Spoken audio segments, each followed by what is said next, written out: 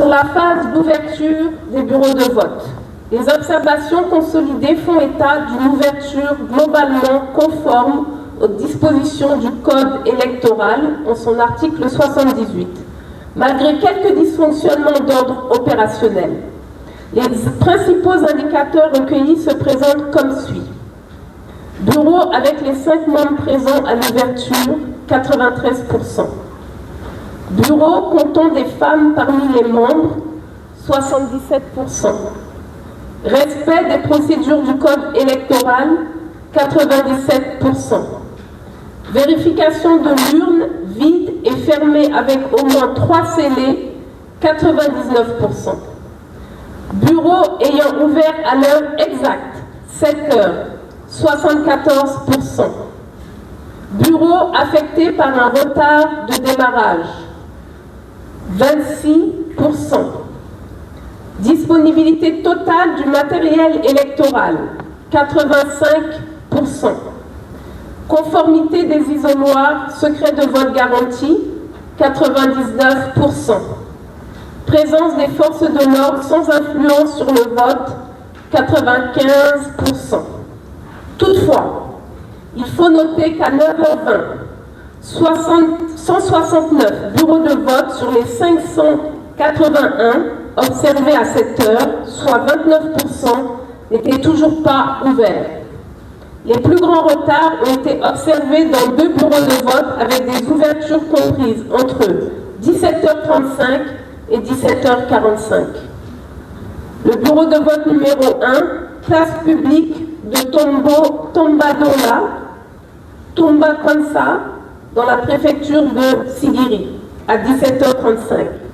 Le bureau de vote numéro 1, mairie centre, Tomba Kansa, dans la préfecture de Sigiri, 17h45. Des absences ponctuelles des forces de l'ordre ont également été signalées à l'EP de Taïbé, 1, Forekaria, Guémé, Pita et Madinaoura, Mali.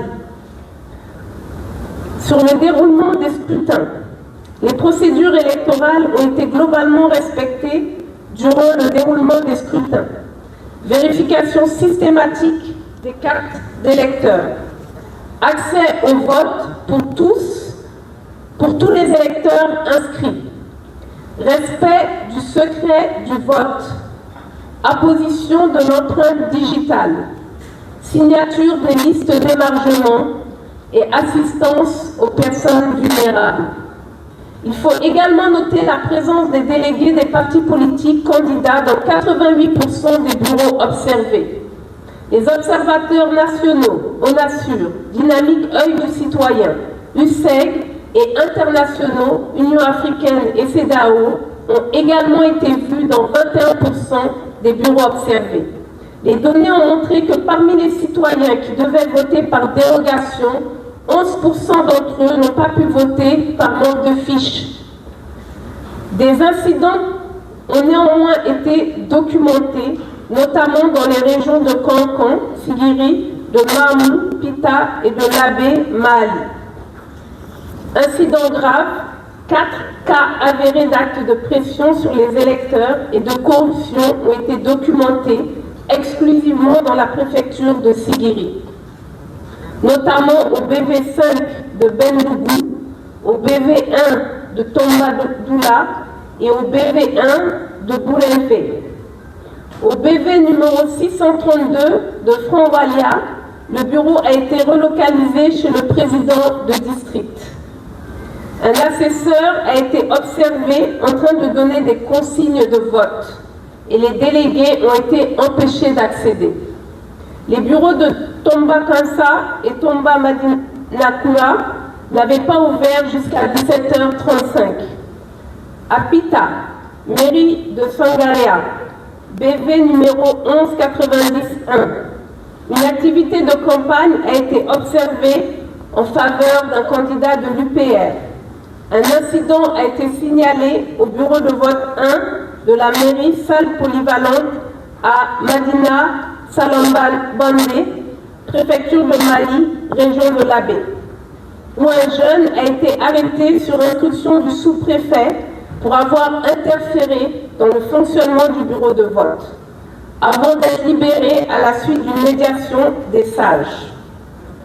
Sur la phase de clôture et de dépouillement, par décision numéro D 2026-0763 MATD DGE, en date du 31 mai 2026, la DGE a prorogé l'heure de clôture des opérations de vote à 19h30 sur l'ensemble du territoire national.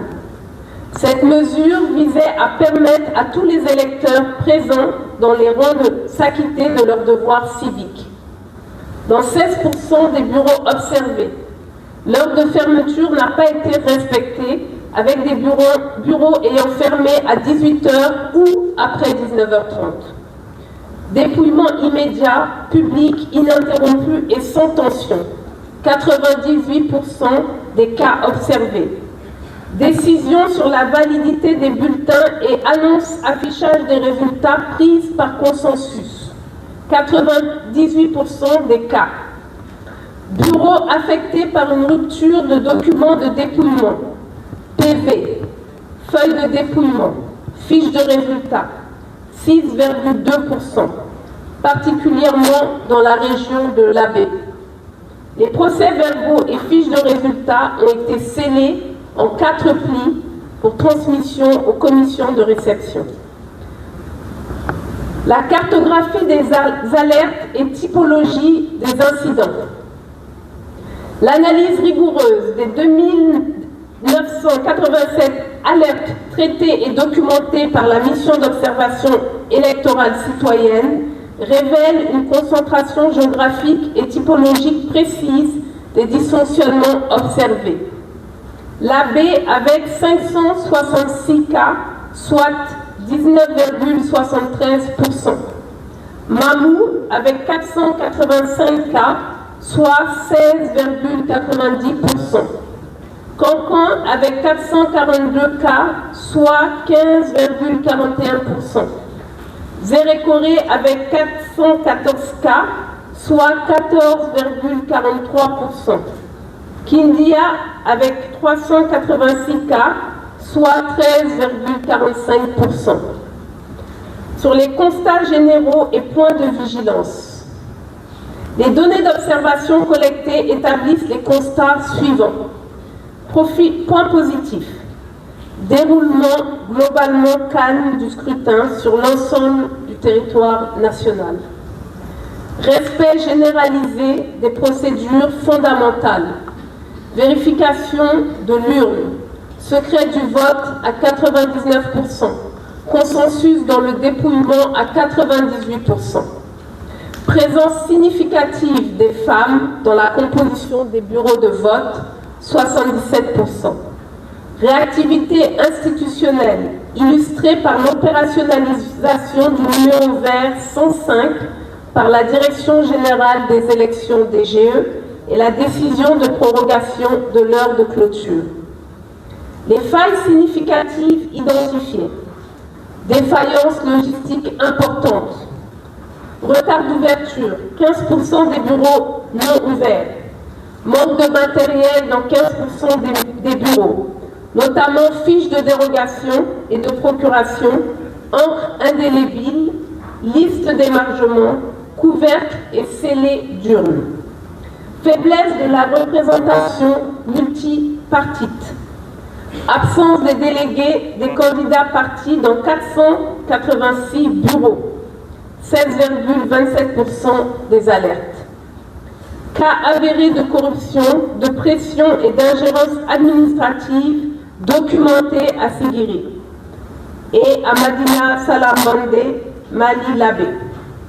21 cas de non-affichage des procès-verbaux signalés, notamment à Bolodou, Djuntu 2 et Madina Ora.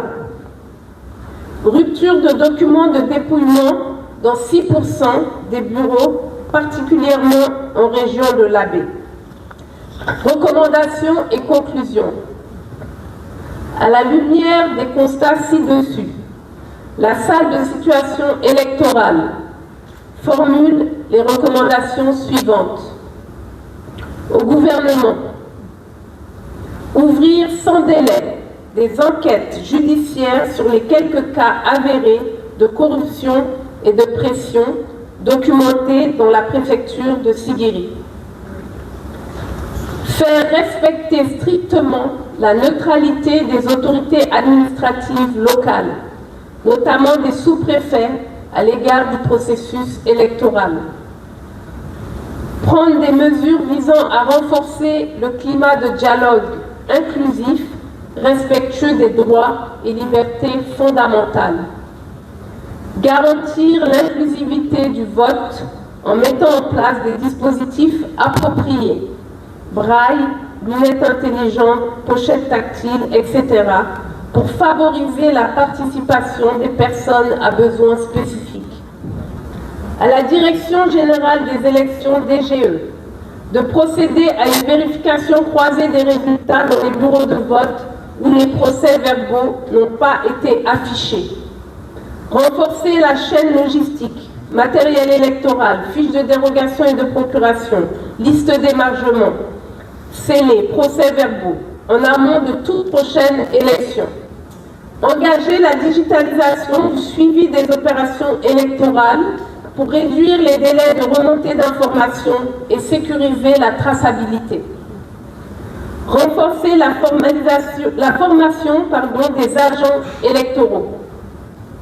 Renforcer la communication et la sensibilisation sur les différentes étapes du vote.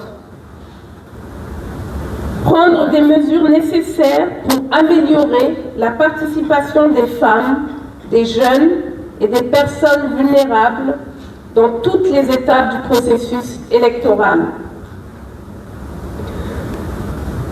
Réexaminer l'approche de prorogation de la clôture du scrutin pour la rendre plus prévisible et plus efficace.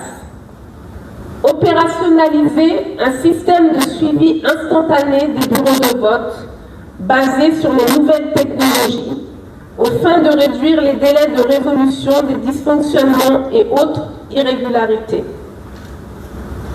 À la Haute Autorité de Communication HAC de poursuivre le renforcement des capacités et la sensibilisation des acteurs des médias sur la couverture médiatique de la campagne électorale. Équilibre, objectivité, équidistance, égalité dans le traitement de l'information, etc. Renforcer son rôle de veille pour le respect de l'éthique et de la déontologie par les médias. Aux acteurs politiques de renforcer l'éducation électorale et citoyenne des militants et militantes et sympathisants et sympathisantes. D'user des voies de recours légales aux besoins pour le règlement des contentieux électoraux. De sensibiliser leurs militants et militantes à éviter de recourir à toute forme de violence.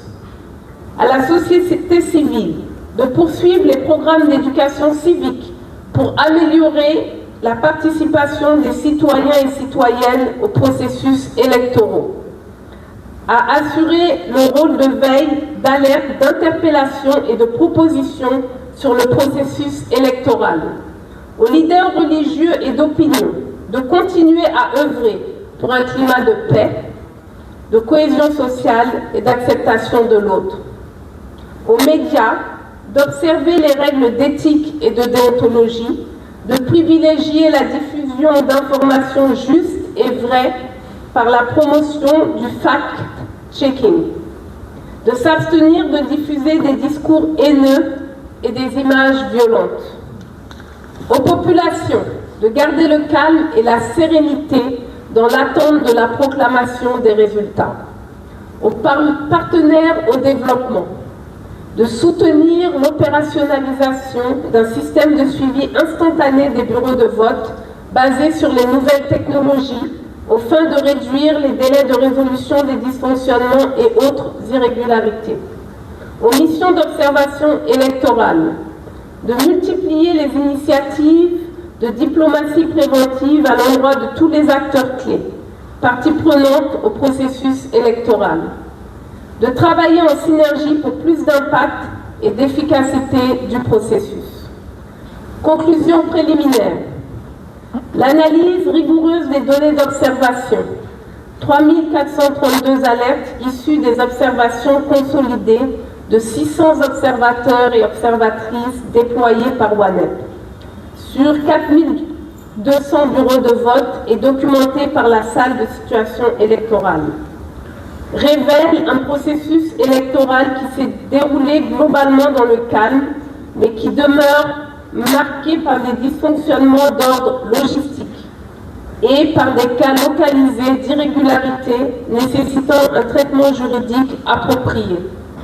La salle de situation électorale salue l'engagement des observateurs nationaux et internationaux. On assure Dynamique Œil Citoyen, USEG, CEDAO, Union africaine, et appelle l'ensemble des acteurs à œuvrer pour la consolidation des acquis démocratiques et le traitement diligent des dysfonctionnements relevés, dans l'intérêt supérieur de la Guinée. Ainsi, le WANEP Guinée, à travers la salle de situation électorale, félicite le peuple de Guinée pour sa maturité, invite les acteurs politiques et les médias à la responsabilité dans l'attente des résultats, exhorte les acteurs politiques à user de moyens légaux pour tout contentieux qui serait issu du scrutin. Remercie le gouvernement guinéen et les partenaires techniques et financiers pour la confiance et la bonne collaboration dans le cadre de cette mission. Remercie toutes les parties prenantes contre leur qualité. Des cultures de la démocratie. C'est vrai, on a eu des cas isolés, des irrégularités, mais je pense que ça fait partie de l'apprentissage qu'on doit faire, et c'est ça aussi nous démontre le fait qu'on a encore du travail à faire. À chaque niveau, il faut qu'on cherche à améliorer les systèmes. Et je pense que ces 3 jours qu'on a passés ici nous a permis de tirer des leçons importantes pour vraiment améliorer les systèmes. Au niveau du bureau régional de WANEP, je vous promets qu'on va continuer à accompagner la Guinée et accompagner les différents processus, même post-électoral, à travers le support que nous avons eu de l'Union européenne. Je tiens à les remercier parce qu'ils sont là. Vraiment, merci beaucoup à l'Union européenne. Je pense qu'ils nous ont mené une contribution très importante et il ne faut pas. Et nous, on vous assure qu'on va faire tout pour vraiment engager les processus post-électoraux pour améliorer la culture de démocratie au niveau de la Guinée.